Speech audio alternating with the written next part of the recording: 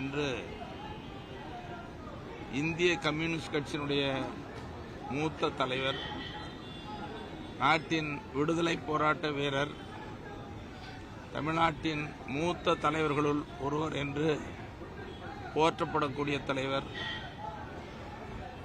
படிக்கிற காலம் தொட்டு லட்சியத்தோடு வாழ்ந்து மறைந்த தலைவர், போற்றுதலுக்கும் எளிமைக்கும் சின்னமான திகழ்ந்த பெரியவர் ஐயா நல்லக்கண்ணு அவர்களுக்கு எங்கள் மருத்துவரையா அவர்கள் சார்பில், பாட்டாளி மக்கள் கட்சியின் சார்பில் ஆழ்ந்த இரங்கலை தெரிவித்துக் கொள்கிறோம்.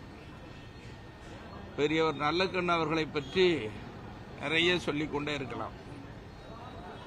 தன்னுடைய மாணவ பருவ காலம் தொட்டு பொது உடைமை கல்வி கொள்கையில் ஈர்க்கப்பட்டு இறுதி மூச்சு வரை கொள்கை மாறாமல் லட்சியத்தோடு வாழ்ந்து மறைந்த ஒரு தலைவர்.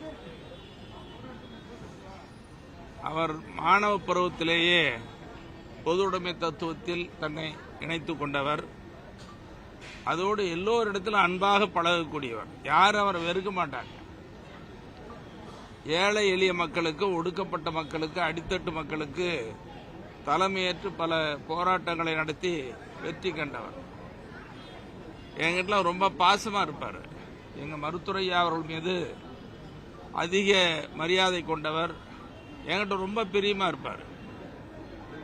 எளிமைன்னா அவர் தான், உண்மைன்னா அவர் தான், நேர்மைன்னா அவர் தான். அவ்வளவு எல்லோருக்கும் பொது வாழ்க்கையில் எடுத்துக்காட்டாக வாழ்ந்த ஒரு முன்னோடியான தலைவர் என்பதை இந்த நேரத்தில் பெருமையோடு சொல்லிக் கொள்கிறேன். ஒரு முறை காங்கிரஸ் கட்சியை சார்ந்த நண்பர் ஒருவர் பேசினார்.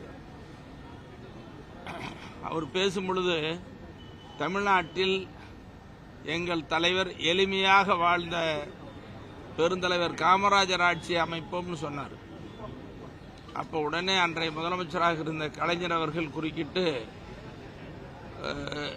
நானும் காமராஜர் ஆட்சி தான் கொடுக்கிறேன், ஆனால் பெருந்தலைவர் காமராஜர் எளிமையாக வாழ்ந்தவர், இன்றும் வாழ்ந்து கொண்டிருக்கிற தலைவர்கள் கம்யூனிஸ்ட் கட்சியினுடைய தலைவர் நல்லக்கண்ணு, அப்புறம் நண்பர் ஜி.கே. மணின்னு சொன்னார். என்னை பற்றி சொல்றதுக்காக இல்லை, பெரியவர் நல்லக்கண்ணு அவர்கள் எவ்வளவு எளிமையாக வாழ்ந்தார் என்பதற்கு கலைஞரிலிருந்து, எங்கள் மருத்துவரையாவிலிருந்து, எல்லா புரட்சி தலைவரிலிருந்து எல்லா தலைவர்களும், எந்த கட்சி தலைவர்களும் அவரை ஏற்காத மறுக்காத தலைவர்களே இல்லாத அளவிற்கு தமிழ்நாட்டில் ஒரு எளிமையாக வாழ்ந்த மறைந்த தலைவர். 101 வயது. நீங்க நினைச்சு பாருங்க, பொது வாழ்க்கையில் அவ்வளவு காலம் வாழ்றது ரொம்ப கஷ்டம். அப்படி நீண்ட காலம் வாழ்ந்து மறைந்த, எளிமையாக வாழ்ந்த, கொள்கையோடு வாழ்ந்த, இன்று லட்சியம் தமிழ்நாட்டிற்கு பேர் இழப்பாக அமைந்திருக்கிறது. அவர் மறைவு என்பது லட்சியத்திற்கு பெரிய இழப்பு. தமிழ்நாடு இழப்பை கண்டிருக்கிறது, லட்சியத்தை இழந்திருக்கிறது என்பதுதான் இந்த நேரத்தில் குறிப்பிட்டு சொல்ல விரும்புகிறேன். ஆகவே பெரியவர் ஐயா நல்லக்கண்ணு அவர்களின் மறைவுக்கு எங்கள் மருத்துவரையா அவர்கள் சார்பில், பாட்டாளி மக்கள் கட்சியின் சார்பில் ஆழ்ந்த இரங்கலை தெரிவித்துக் கொள்கிறோம்.